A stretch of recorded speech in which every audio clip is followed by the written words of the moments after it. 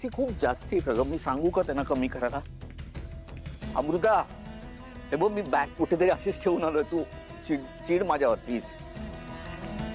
मला चहा हवाय, तू पटकन घेऊन ये जा. अमृता, तुला ऐकू येते का? मी नाही जाऊन चहा घेणार आहे यावेळेस. उठ आणि चहा घेऊन.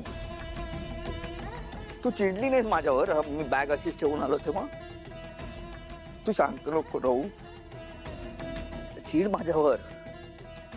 हे आपलं बाळ मग काय म्हणते, आई का झोपलीये? हा, तिला काय झालं विचारते मला. काही नाही काही नाही, तू थोडं उठणार आहे आता. अमृता उठ ग.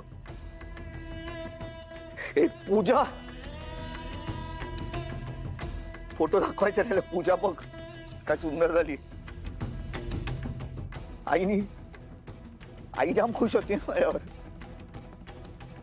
म्हणाली खूप मोठं झालं काय.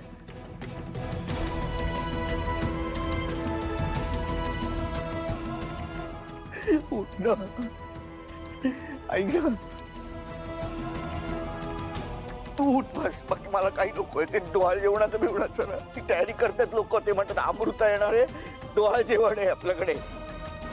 सावलीने दिलेली साडी तू, सावली बरी आहे. हा ऐक ना, ऐक ना तू. उठ उठ, पुढे झालं सगळं. उठ आणि मला हवं असेल तर ओरड. काय हो काय करताय तुम्ही? हे सगळे डिझेलचे हात बीत आणू नका माझ्याजवळ. ओरड तुम्हाला चालेल.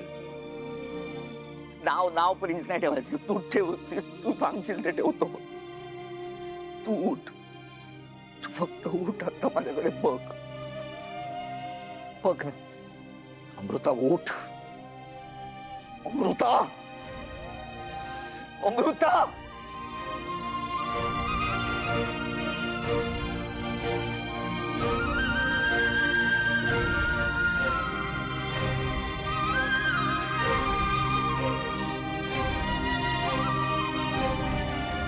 मी काय नाही केलं. मी माझा काहीच दोष नाही. मी काय नाही केलं. तुमचा विश्वास आहे ना माझ्यावर? मी काय नाही केलं. सावली सावली, अगं शांत हो. आणि काय झालंय तुला? हा, कोण दोष देते तुला? मी काय नाही, मी विचारत होते. केवढी घाबरलीयस तू? हा, कसला विचार करतेस? हे बघ, तू शांत हो आणि तो डबा दे इकडे, मी हेल्प करते.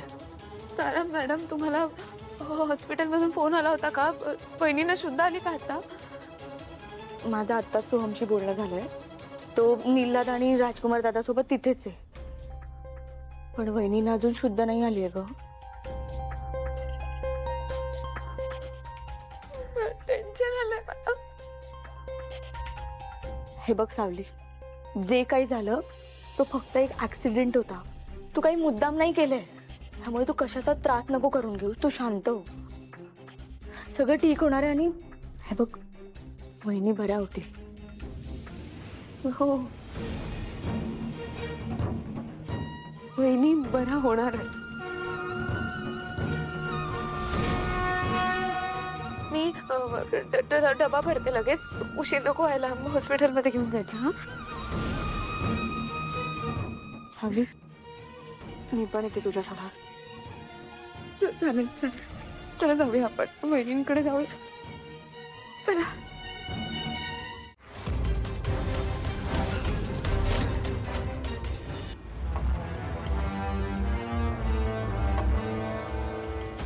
तू कुठे निघालीयस? मी कुठेही जायचं नाहीयेस. मी फक्त राजकुमार सरांना जेवण द्यायला जात होते. नाही म्हणाले ना, अमृतावर, तिच्या बाळावर तुझी सावली पडलेली मला अजिबात चालणार नाही. असं का म्हणताय मॉम? तिथे काय केलंय? तारा प्लीज, माझं तोंड उघडायला लावू नकोस तू. आता अमृताची हॉस्पिटलमध्ये जी अवस्था आहे ना, त्याला कारणीभूत फक्त सावली आहे. मी मुद्दाम नाही केलं काहीच. मला तुमचा शब्द नव्हता मोडायचा. मी खरं बोलते. वहिनींनी फक्त हट्ट केला म्हणून मी त्यांच्यासोबत गेले. तिने लाख हट्ट केला. तू तिचा हट्ट का पुरवलास मला सांग. तुम्हाला दोघींना मी बजावून सांगितलं होतं ना, डोहाळ जेवण होईपर्यंत घराचा उंबरठा ओलांडायचा नाही म्हणून. मग का घेऊन गेलीस तिला? हेच सांगितलं त्यांना. मी तुमचं नाव पण घेतलं त्यांच्यासमोर, पण त्या म्हटल्या की तू नाही आलीस तर मी एकटी निघून जाईन. अशा अवस्थेत मी त्यांना एकटीला सोडलं नसतं म्हणून मला जावं लागलं. हो मॉम, ती बरोबर बोलती. ती वहिनींना सोबत म्हणून गेली होती त्यांच्यासोबत. काय झालं आई?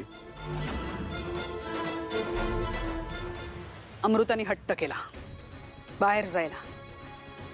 माझा नंबर आहे ना तुझ्याकडे? एकदा फोन करायचा मला, एकदा. मी तुम्हाला फोन केला असता तरी त्या थांबलं नसता. त्या देवीला नवस बोलल्या होत्या म्हणून माझं काहीच ऐकत नव्हता त्या. आणि तिला एकटीला कसं जाऊ द्यायचं होतं आई? काळजीपोटीच गेली होती ती. हो सावली, मला असं वाटलं होतं की तू एक जबाबदार सून आहेस, पण नाही. तू हे सगळं तिच्यावर ढकलतेस ना, अमृतावर. आणि तिने तुला वाचवायचा प्रयत्न केला म्हणून आज तिची अवस्था ही आहे. काय? हे कोणी सांगितलं तुला? रिक्षावाला. तो म्हणालाय सगळं. त्यांनी पोलिसांना स्पष्टपणे सांगितलं की त्यांनी स्वतःच्या डोळ्यांनी सगळं काही बघितलं. समोरून गाडी येत होती, ती खरं तर हिला धडकणार होती.